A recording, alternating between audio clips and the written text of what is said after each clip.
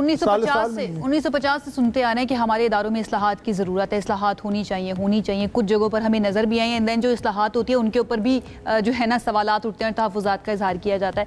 कौन सी इस्लाहात जो है ना आपकी नज़र में ऐसी हैं जो कि अभी तक ठीक हुई हैं, या कौन कौन से इदारों में होनी चाहिए, इसके बारे में ज़रा बताइए। देखिए, टैक्स इस्लाहात ठीक नहीं हुई, उसके बारे में हम बारहा जिक्र भी कर चुके हैं कि ये ठीक नहीं हुई, जिसकी वजह से पाकिस्तान में कारोबारी एक्सपेंशन को बहुत बड़ा धचका लगा है।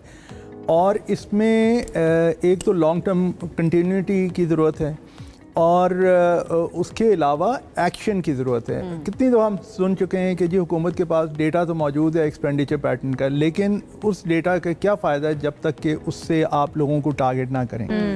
तो लेकिन ये कि अब तो वक्त नहीं है, क्योंकि अब ये जो नई कैफियत इस खत्ते में सामने आई है, और आप देख ही रहे हैं कि पाकिस्तान के हवाले से कितनी पॉजिटिव खबरें हैं, सियासी भी, मईशत के हवाले से भी। रिपोर्ट जो है फरहान साहब, इसके बारे में ज़रा समझाएं। ये FBI के बारे में कहा गया कि उसके अंदर करप्शन के रास्ते मौजूद हैं, या फिर FBI के तरीक़ाकार के बारे में कहा गया कि क्योंकि उसका काम टैक्स लेना है तो ऐसे लूप होल्स मौजूद है जिसकी वजह से लोग जो है ना वो गेट अवे कर लेते हैं सारे मामले से।